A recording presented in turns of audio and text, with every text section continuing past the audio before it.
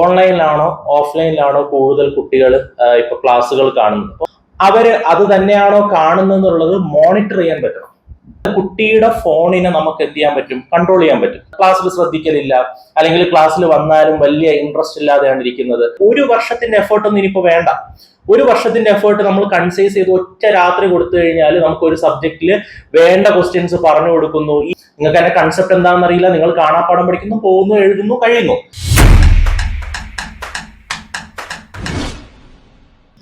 Hi, ഇന്ന് നമ്മൾ discuss ചെയ്യാൻ പോകുന്നത് പാരന്റൽ കൺട്രോളിനെ പറ്റിയിട്ടാണ്.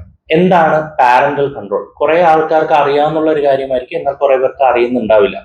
ഇതിന് ഈ വീഡിയോ ചെയ്യുമ്പോഴത്തേക്ക് ഞാൻ ഓർക്കുന്ന ഒരു കാര്യം എന്താ വെച്ച് കഴിഞ്ഞാൽ, നമ്മൾ കോഡ് സ്റ്റാർട്ട് ചെയ്യുന്ന സമയത്ത് ഞാനും എൻ്റെ ഒരു സുഹൃത്തുമായിട്ട് ഒരു ഡിസ്കഷൻ ഉണ്ടായിരുന്നു. ലൈക്ക് ഓൺലൈനിലാണോ ഓഫ്ലൈനിലാണോ കൂടുതൽ കുട്ടികൾ ഇപ്പൊ ക്ലാസ്സുകൾ കാണുന്നത്. അപ്പം ഓഫ് കോഴ്സ് എന്താണ് ഈ പറയുന്ന ഓൺലൈൻ ക്ലാസ്സസ് ആണ് കുറെ കൂടെ കുട്ടികൾ ഇപ്പൊ കാണുന്നത്. അപ്പോ അവൻ എൻ്റെ അടുത്ത് ചോദിച്ചു, പിന്നെ എന്തിനാണ് ഇപ്പൊ ഈ ഓഫ്ലൈനിനെ സപ്പോർട്ട് ചെയ്യുന്നത് എന്നുള്ള രീതിയിൽ ഒരു ചോദ്യം ചോദിച്ചു.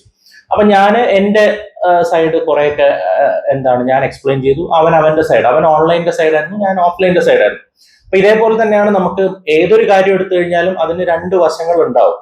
അപ്പൊ ഇതില് ഞാൻ പറഞ്ഞ കാര്യം എന്താന്ന് വെച്ച് കഴിഞ്ഞാല്, ഈ കുട്ടികൾ നമ്മൾ ഇപ്പൊ പറയുന്ന +1 +2 അല്ലെങ്കിൽ 10th 9th 8th പഠിക്കുന്ന കുട്ടികൾ എന്ന് പറയുന്നത് അവരവരുടെ ഒരു ഗ്രോയിങ് സ്റ്റേജിലാണ്.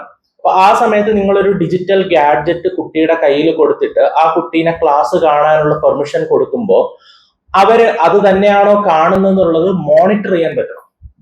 അപ്പോ എന്റെ സുഹൃത്ത് പറഞ്ഞ കാര്യം എന്ന് വെച്ച് കഴിഞ്ഞാൽ, it is possible. Parental control എന്ന് പറഞ്ഞിട്ടൊരു കാര്യമുണ്ട്.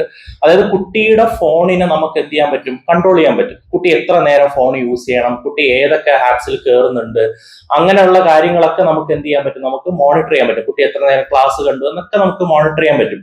നല്ല കാര്യം തന്നെയാണ്. അപ്പൊ ഞാൻ ചോദിക്കുന്നത്, എത്ര പാരന്റ്സിനാണ് ഇതിനെ പറ്റിയിട്ടുള്ള അവയർനെസ് ഉള്ളത്? ഒന്നാമത്തെ കാര്യം. രണ്ടാമത്തെ കാര്യം, എത്ര പാരന്റ്സിനാണ് ഇത് കുട്ടികളുടെ ഫോണിൽ ഇംപ്ലിമെന്റ് ചെയ്യാൻ പറ്റുക?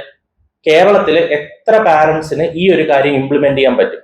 ഇനി എത്ര കുട്ടികൾക്ക് ഇതിനെ ഓവർ റൈഡ് ചെയ്ത് അല്ലെങ്കിൽ ഇതിനെയും കടത്തി വെട്ടിയിട്ട് അവരുടെ ബാക്കിയുള്ള കാര്യങ്ങൾ, അതായത് വേറെ എന്റർടൈൻമെന്റ്സിലേക്ക് പോകാൻ പറ്റാതിരിക്കാൻ.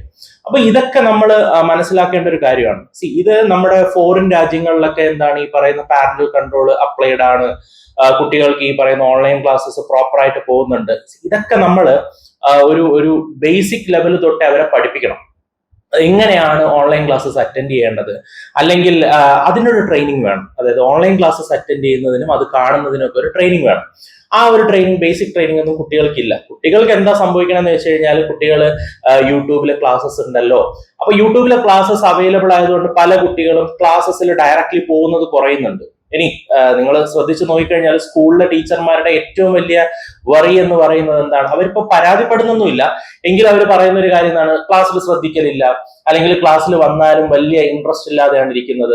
അപ്പൊ അങ്ങനെ ഇരിക്കുമ്പോഴത്തേക്ക് നമ്മൾ എന്താ മനസ്സിലാക്കേണ്ടത്? അവന് മാർക്കും കിട്ടുന്നുണ്ടാവും. മാർക്ക് കിട്ടാനുള്ള കാരണം എന്ന് വെച്ച് കഴിഞ്ഞാൽ, ഈ പറയുന്ന എക്സാമിന്റെ തലേ ദിവസം ലോങ് റൈഡ് ആയിട്ട്, അതായത് രാവിലെ തൊട്ട് രാത്രി വരെ, അടുത്ത ദിവസം വെളുപ്പിനെ വരെയുള്ള ക്ലാസ്സുകൾ ഇഷ്ടം പോലെ കിട്ടുന്നുണ്ട്. അപ്പൊ ആ ക്ലാസ്സുകൾ തലേ ദിവസം ഇരുന്ന് പഠിക്കുന്നു. അപ്പൊ എന്താ സംഭവിക്കുന്നത് വെച്ച് കഴിഞ്ഞാൽ, ഒരു വർഷത്തിന്റെ എഫേർട്ട് ഒന്നും ഇനിയിപ്പോ വേണ്ട. ഒരു വർഷത്തിന്റെ എഫേർട്ട് നമ്മൾ കൺസൈസ് ചെയ്ത് ഒറ്റ രാത്രി കൊടുത്തു കഴിഞ്ഞാൽ നമുക്ക് ഒരു സബ്ജക്റ്റിൽ വേണ്ട ക്വസ്റ്റ്യൻസ് പറഞ്ഞു കൊടുക്കുന്നു. ഈ ക്വസ്റ്റ്യൻസ് മാത്രം പഠിച്ച് എഴുതിയാൽ മതി, നിങ്ങൾക്ക് എന്ത് ചെയ്യാൻ പറ്റും, പാസ്സാവാൻ പറ്റും. ഇതൊരു ടാക്ടിക്സ് ആണെന്ന് നിങ്ങൾ മനസ്സിലാക്കുക. അതായത് നിങ്ങളെ ഇപ്പോ ഈ എക്സാം പാസ്സാക്കാൻ വേണ്ടിയിട്ടാണ് പ്രിപ്പയർ ചെയ്യുന്നതെങ്കിൽ, നെക്സ്റ്റ് എക്സാമിന് വീണ്ടും നിങ്ങൾ പ്രിപ്പയർ ചെയ്യേണ്ടി വരും. ലൈക്ക് വൈസ് നിങ്ങൾ +1 +2 എക്സാമിന് വേണ്ടിയിട്ട് നിങ്ങൾ തലേ ദിവസം രാത്രി ഇരുന്ന് പഠിക്കുന്നു, നിങ്ങൾ ആ എക്സാം ക്ലിയർ ചെയ്യുന്നു, വെരി ഗുഡ്. നിങ്ങൾ നന്നായിട്ട് എഴുതുന്നു, നിങ്ങൾക്ക് മാർക്ക് കിട്ടുന്നു, എല്ലാം നല്ലത് തന്നെയാണ്. പക്ഷെ നിങ്ങളൊരു കാര്യം മനസ്സിലാക്കണം, എൻട്രൻസിലേക്ക് വരുമ്പോഴത്തേക്ക് പിന്നെ നിങ്ങൾക്ക് അവിടെ ഒരു ചോയ്സ് ഇല്ല. നിങ്ങൾ വീണ്ടും ഒന്നേന്ന് പഠിക്കണം. കാരണം ഈ തലേ ദിവസം രാത്രി പഠിച്ചത് അടുത്ത ദിവസം എക്സാം എഴുതിയ കഴിഞ്ഞു, നിങ്ങൾ മറന്നുപോകും. നിങ്ങൾക്ക് അതിന്റെ കൺസെപ്റ്റ് എന്താണെന്ന് അറിയില്ല, നിങ്ങൾ കാണാപ്പാഠം പഠിക്കുന്നു, പോകുന്നു, എഴുതുന്നു, കഴിയുന്നു. പക്ഷെ എൻട്രൻസിലേക്ക് വരുമ്പോഴത്തേക്ക് വീണ്ടും നിങ്ങൾ പ്രിപ്പയർ ചെയ്യേണ്ടി വരും. അപ്പം ഈ ഒരു കാര്യമാണ് നമ്മൾ ശ്രദ്ധിക്കേണ്ടത്. പാരന്റ്സിന് കൺട്രോൾ ചെയ്യാൻ പറ്റുന്നുണ്ടോ, അത് പാരന്റ്സ് ശ്രദ്ധിക്കേണ്ട കാര്യമാണ്. ഇനി കുട്ടി അതിന് സമ്മതിക്കുമോ എന്നുള്ളത് നിങ്ങൾ നോക്കണം. അപ്പം ഈ ഒരു കാര്യം എത്ര പേർക്കാണ് ഇംപ്ലിമെന്റ് ചെയ്യാൻ പറ്റുക കേരളത്തിൽ, അതും കൂടെ നിങ്ങളൊന്ന് ആലോചിക്കുക. ഇതിന്റെ അടുത്ത ലെവൽ ആയിട്ടുള്ള കാര്യങ്ങൾ നമുക്ക് നെക്സ്റ്റ് വീഡിയോയിൽ കാണാം. അതുവരെ താങ്ക് യു.